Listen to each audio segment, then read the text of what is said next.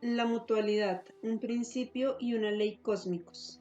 Saludos amigos míos, bendiciones y amor para cada uno de ustedes. El tema de la conferencia de esta noche es la mutualidad.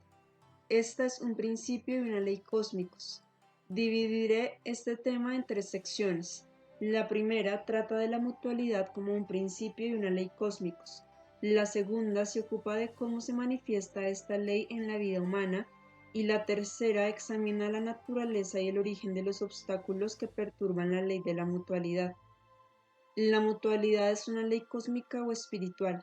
Ninguna creación puede tener lugar a menos que exista la mutualidad. Esta significa que dos entidades o aspectos aparente o superficialmente diferentes se mueven uno hacia el otro con el fin de unirse y hacer un todo comprensivo.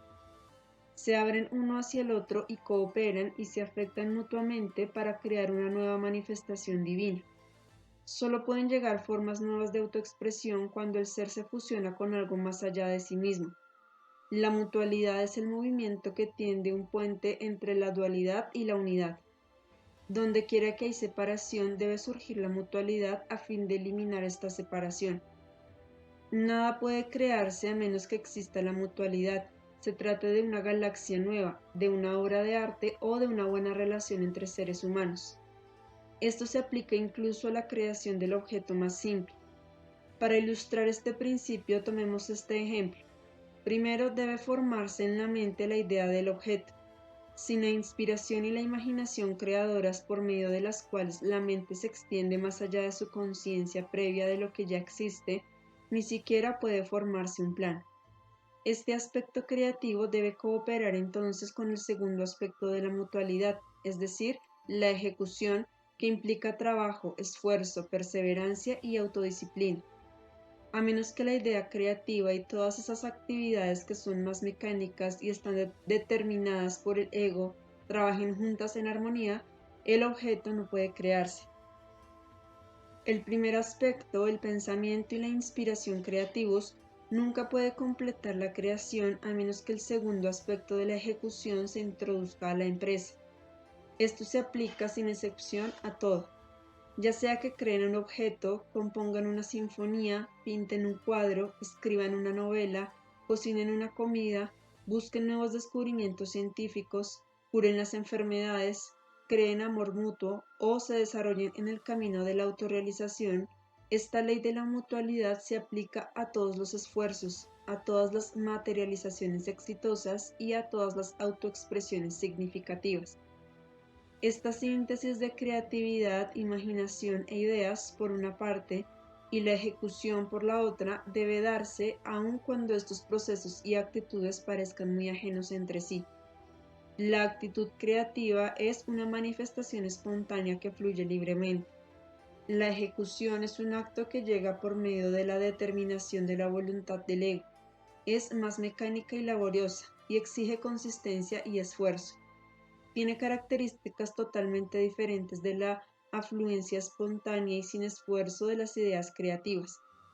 Los seres humanos son poco creativos por dos razones: o no están dispuestos a adoptar la autodisciplina necesaria para poner en práctica sus ideas creativas, o están emocional y espiritualmente demasiado contraídos para abrir sus propios canales creativos individuales.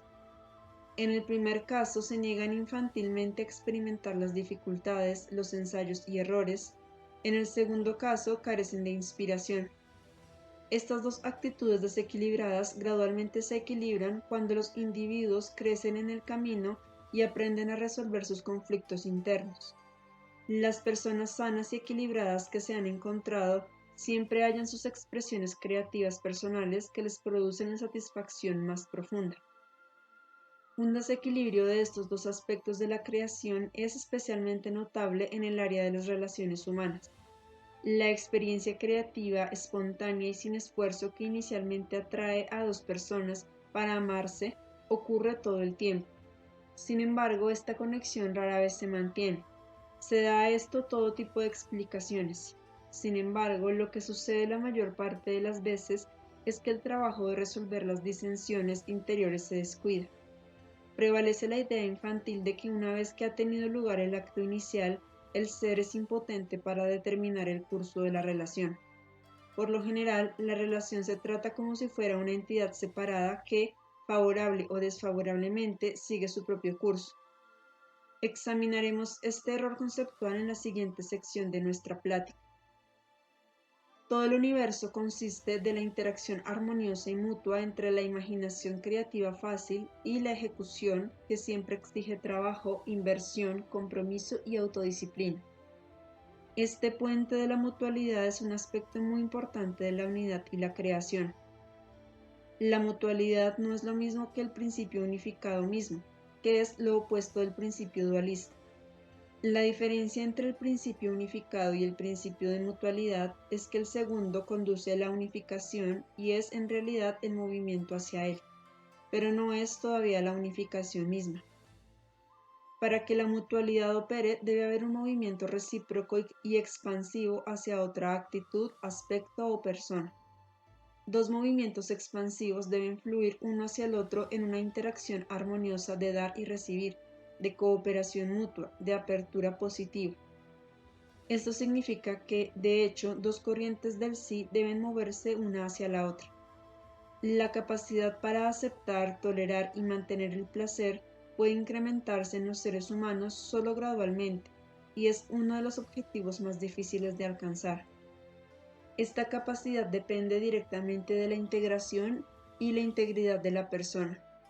Por ende, la mutualidad depende de la capacidad de la entidad para decir sí cuando se le ofrece un sí. Esto nos trae a la segunda sección de esta conferencia. ¿Cómo se aplica el principio de mutualidad al estado actual de desarrollo de la humanidad? Con respecto a la mutualidad, el desarrollo de la humanidad puede determinarse por tres gradaciones. El ser humano que está menos desarrollado y aún lleno de miedo y errores conceptuales solo puede expandirse muy poco. Como la expansión y la mutualidad son interdependientes, esta es imposible en este nivel hasta el grado en que se niega la expansión. Como bien saben, todos los seres humanos tienen miedo de abrirse hasta cierto grado. Cuando ustedes comenzaron este trabajo interior, tal vez no hayan sospechado que este miedo existiera en ustedes. O si lo sospechaban, tal vez lo hayan racionalizado porque se sentían muy avergonzados de admitirlo. Pensaban equivocadamente que había algo especialmente mal en ustedes, algo que ningún otro ser humano valioso compartía. Por lo tanto, no debían permitir que nadie sospechara de este defecto suyo.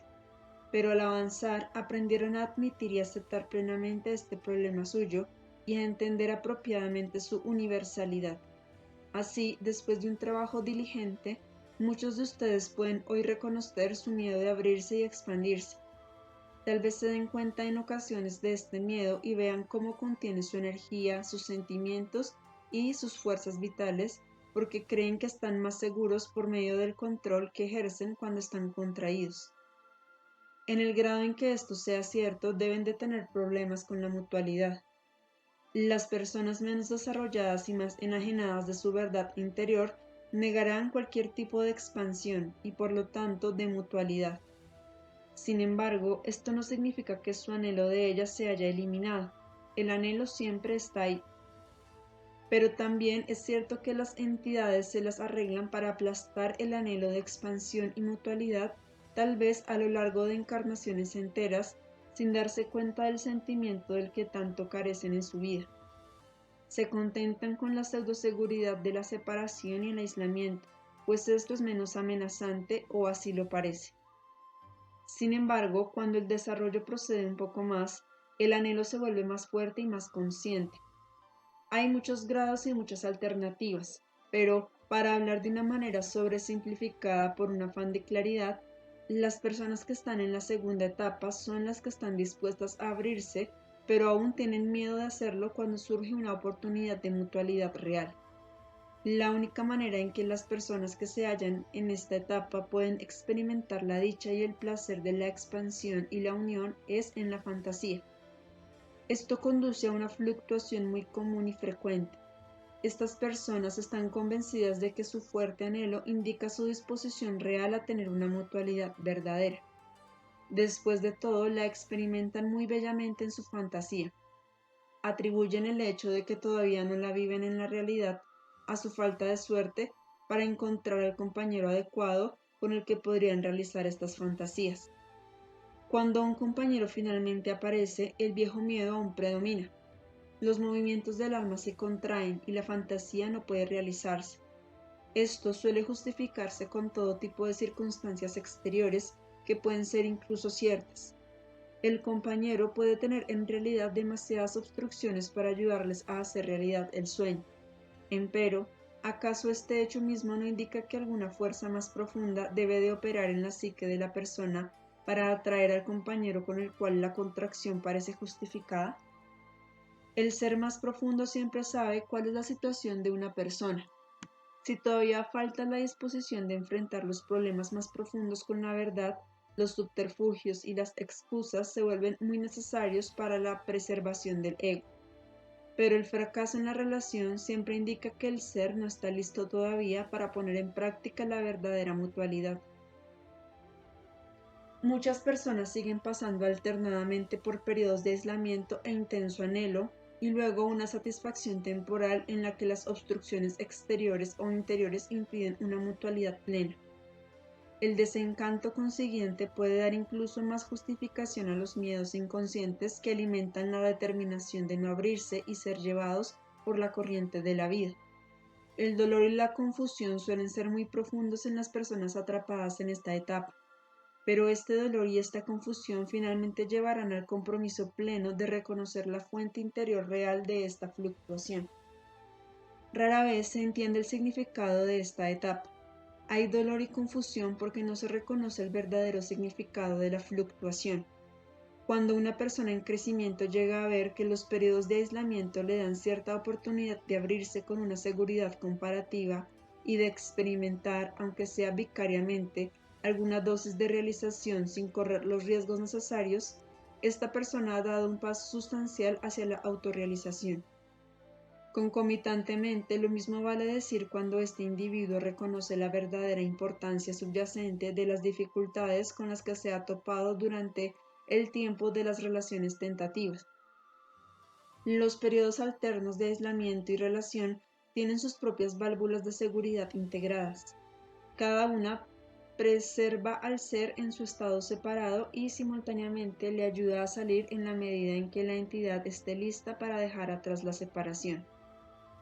Pero en algún punto del camino de la evolución individual, todos llegan a reconocer plenamente lo dolorosa que es esta fluctuación, lo que de manera subsecuente lleva al compromiso de abrirse a la mutualidad y a la realización, a la interacción y la expansión, a la cooperación y al placer positivo. Esto siempre requiere renunciar al placer negativo y a la pseudoseguridad. El alma entonces está lista para aprender, experimentar, correr el riesgo de la mutualidad, del amor y del placer, y para funcionar sin peligro en un estado abierto. En la tercera etapa están las personas relativamente capaces de prolongar la mutualidad real, no en la fantasía, no solo en el anhelo, no en una situación como si. Resulta innecesario decir que todas las relaciones estables en esta tierra no indican una mutualidad real. De hecho, muy pocas lo hacen. La mayoría de las relaciones se forman por otros motivos, o bien se renunció a la motivación original de experimentar la mutualidad cuando ésta no pudo sostenerse y otros motivos la reemplazaron. Estas son básicamente las tres etapas por las que pasa la humanidad con respecto a la mutualidad. Desde luego, estas etapas no pueden diferenciarse en términos tan exactos. Muchas veces se traslapan, fluctúan y se intercambian. Existen muchos grados y son válidos para cada uno de los diversos niveles de la personalidad. Lo que puede ser cierto en un nivel para una persona específica puede no serlo en otro. Examinemos ahora la tercera y quizás la más importante parte de esta conferencia. ¿Cuáles son los obstáculos que impiden la mutualidad entre dos seres humanos? Generalmente esto se explica, y muy acertadamente en parte, por los problemas que tienen los seres humanos. Sin embargo, esta explicación no es suficiente. La mutualidad puede existir solo en el grado en que los individuos involucrados conozcan y estén en contacto con el mal de su lado destructivo anteriormente oculto.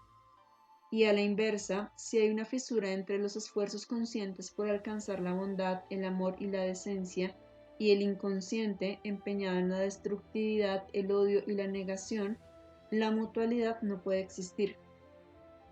Hago hincapié aquí en que la mutualidad no está ausente porque los aspectos malos siguen allí, sino porque falta la conciencia de ellos. Esta es una distinción sumamente importante.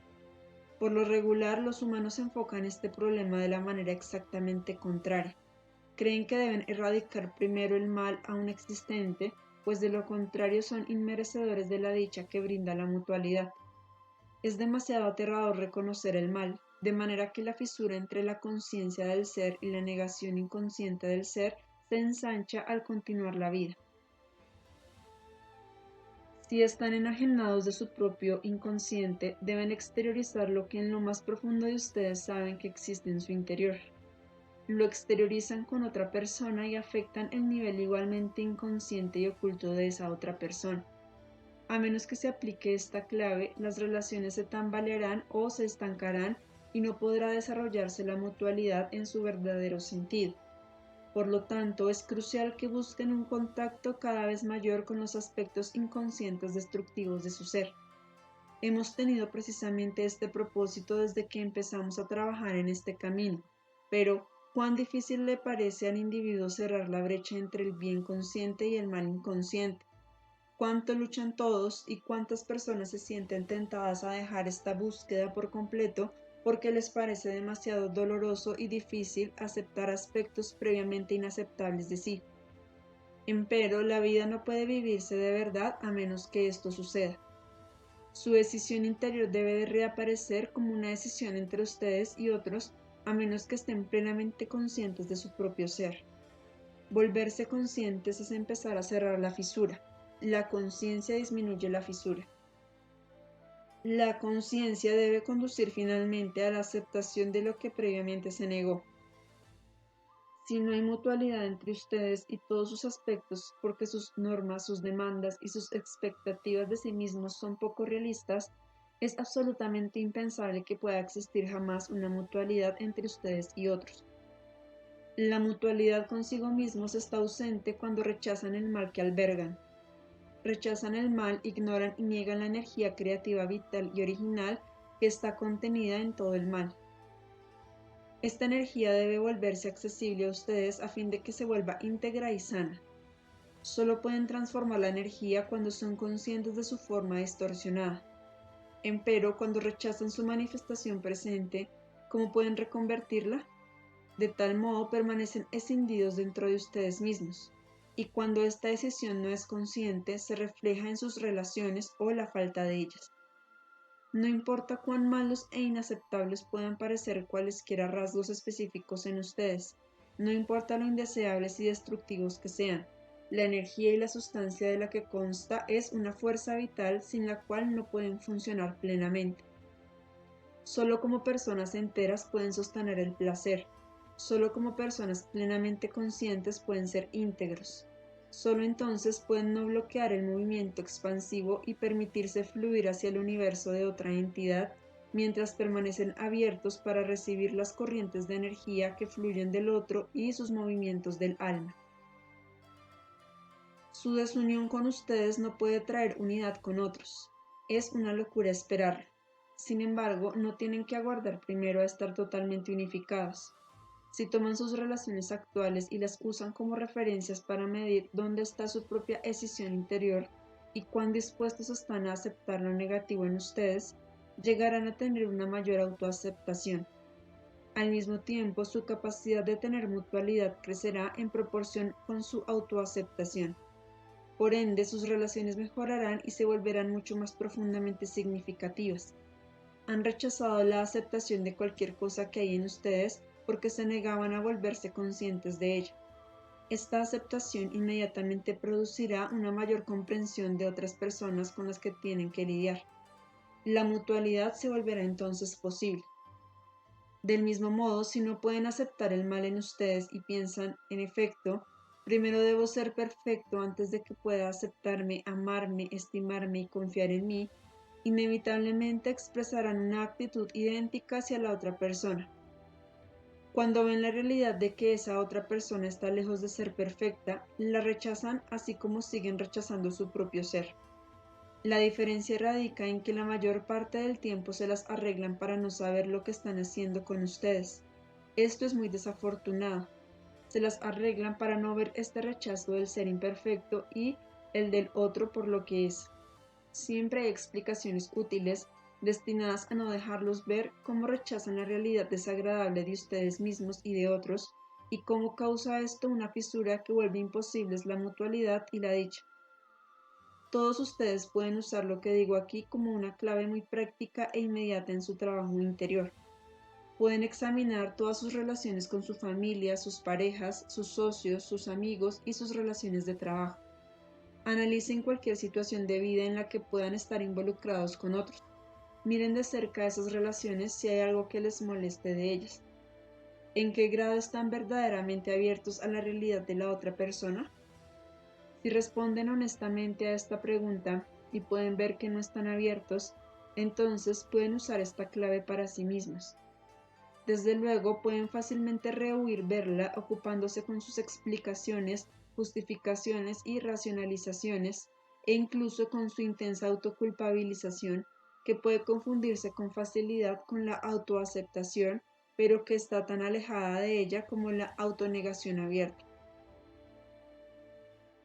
Saben perfectamente bien en su mente que ustedes y otros distan mucho de ser perfectos, y repiten esta verdad de labios para afuera, pero ¿realmente la aceptan en lo más profundo de su corazón? Cuando tratan de responder a esta pregunta en los niveles emocionales más profundos, verán que en muchos casos la disposición es muy pequeña. Sus reacciones resultan contrarias a lo que saben en su mente. A medida que descubren lentamente su intolerancia, su gusto por la crítica, su negativa a aceptar a otros por lo que son, pueden saber de manera automática que hacen exactamente lo mismo con ustedes.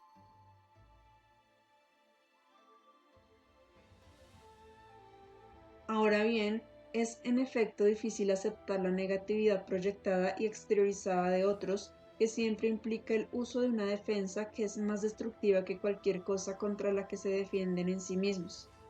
Su incapacidad de lidiar con este comportamiento exteriorizado y destructivo de otros hacia ustedes de nuevo refleja su falta de conciencia de cuándo y cómo hacen ustedes las mismas cosas, aunque tal vez de una manera distinta.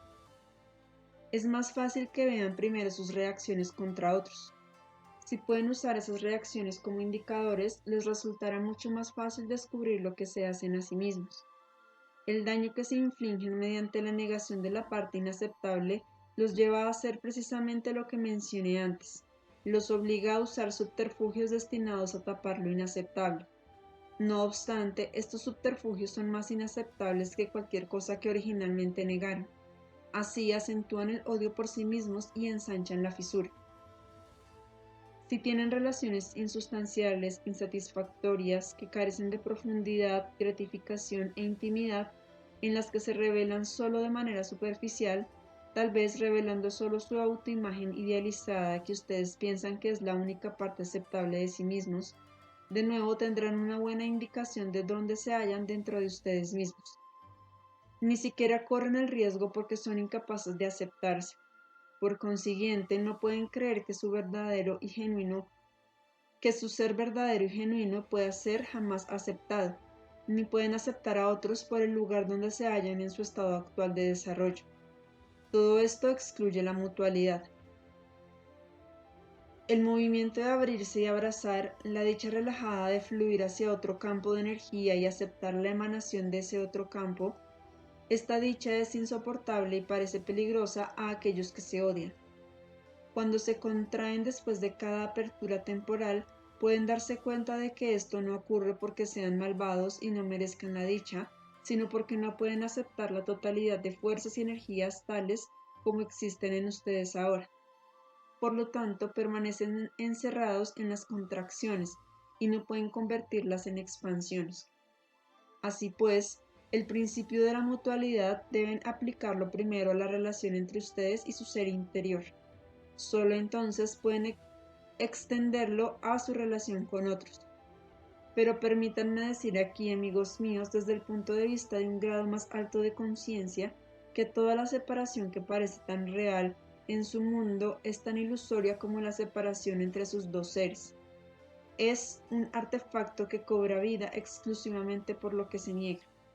Al cerrar los ojos y la conciencia a la persona total que son en esta etapa, crean estos aparentemente dos seres, el aceptable y el inaceptable. Pero en realidad no son dos entidades. Ambas son ustedes, decidan o no saber esto ahora. Pero ¿en realidad son ustedes dos personas? Desde luego que no. La misma ilusión existe acerca de todas las entidades aparentemente separadas. Aquí también la separación es un constructo arbitrario y artificial de la mente, por así decirlo. En realidad tal división no existe. Puede no ser fácil para ustedes sentir esto en esta etapa, pero el hecho es que los humanos viven en esta ilusión global de separación, que es la causa del dolor y la lucha. En realidad todo es uno y todas las entidades están conectadas con todo lo demás que existe en el universo, y no hablo en sentido figurado. Una conciencia permea el universo y todo lo que contiene, pero pueden empezar a experimentar esta unidad solo cuando ya no haya ninguna parte de ustedes que se excluya, se niegue o se separe. ¿Hay preguntas en relación con este tema? Pregunta. ¿Puede hablarnos de los aspectos de la mutualidad en los niveles físico, mental y espiritual desde el punto de vista energético? Respuesta. Sí. Desde el punto de vista energético, el movimiento de expansión es un movimiento que fluye hacia adentro. Cuando dos humanos separados se abren el uno al otro en mutualidad y son capaces de aceptar un flujo abierto sin contraerse, la energía de uno interpenetra el campo energético del otro y viceversa. Es una compenetración e intercambio constantes. Esto es distinto con las personas que permanecen separadas, que se contraen y que no pueden abrirse a la mutualidad. Dos personas así permanecen encerradas, cada una como una pequeña isla, con poca o ninguna energía que intercambiar. Y cuando el intercambio de energía está bloqueado, el gran plan de evolución se retrasa. En el caso en que una persona puede abrirse solo cuando no hay oportunidad de mutualidad o cuando una corriente del sí se topa con una corriente del no, porque la mutualidad todavía parece demasiado aterradora, un flujo de energía fluye hacia afuera, pero reverbera y rebota, rechazado por el campo de energía cerrado del otro. Este último es como una pared contra la que se topa cualquier flujo que quiera entrar. Así, los dos flujos nunca pueden convertirse en uno. Este fenómeno puede observarse fácilmente en la vida cotidiana de las personas. O siempre se enamoran cuando no son correspondidos, o por razones aparentemente incomprensibles, se desenamoran cuando su pareja tiene sentimientos amorosos profundos. En un grado más sutil, el mismo principio existe en sus relaciones actuales. Cuando una persona está abierta, la otra está cerrada y viceversa. Solo un desarrollo y crecimiento constantes cambia esto para que ambos aprendan a permanecer abiertos el uno al otro. En los niveles espiritual y emocional, la etapa más baja indica un estado de miedo intenso. El miedo a aceptar al ser en su etapa presente es esencialmente el mismo miedo que quiere huir de la verdadera mutualidad y la dicha.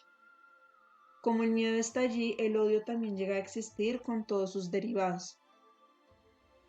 Los niveles mentales son afectados por este proceso de evitación cuando una persona busca explicaciones rápidas a lo que no puede entenderse a menos que el ser se acepte por lo que es ahora. La actividad mental se vuelve tan frenética que no puede sintonizarse con las voces más altas dentro del ser, con las verdades más profundas del universo. Así se engendra más separación. El ruido mental crea más desconexión de los sentimientos y del estado que originalmente creó esta condición. Una persona o entidad así se ve forzada por elección propia a vivir en un estado constante de frustración e insatisfacción. Físicamente esto crea, desde luego, todos los bloqueos en el cuerpo que ustedes ya conocen muy bien. En la segunda etapa, cuando ocurren la apertura y la contracción alternas, La actividad mental de la persona es confusa. La búsqueda no puede arrojar respuestas veraces mientras el ser no se acepte con lo peor que tiene. La confusión mental crea más frustración y enojo. Las interpretaciones erróneas que se supone que deben explicar por qué a la persona siempre le falta la mutualidad solo aumentan la frustración y por lo tanto el enojo y el odio. En el nivel emocional, el anhelo y la decepción se alternan con la realización en la fantasía. Esto indica cierto grado de apertura y flujo, aunque sin una mutualidad real. El retraimiento y la contracción también incluyen el enojo y el odio, la desilusión y la culpabilización. Cuando la autoaceptación vuelve posible la mutualidad y hay un intercambio de energía, los movimientos universales fluyen uniformemente. La alternancia sana de los principios de expansión, contracción y estático prevalece allí donde los individuos se encuentran en el ritmo eterno, en armonía con el universo. Sean benditos, amados míos, que esta conferencia sea otra vez como una pequeña luz encendida dentro de ustedes, dándoles esperanza y fortaleza, mostrándoles su ser desde otro lado más del camino y llevándolos más intensamente hacia la aceptación de sí mismos tal como son ahora. No se dejen enredar en nada ni lo justifiquen, véanlo tal como es. Acepten plenamente la imperfección, ni la embellezcan ni la exageren de modo que se encojan de vergüenza y miedo. Todas estas distorsiones deben desaparecer, pues son trampas, mucho más desastrosas que cualesquiera aspectos por los que se odien. Cuando encuentren y apliquen esta actitud, hallarán su felicidad y la verdad que los une con ustedes mismos y con el universo.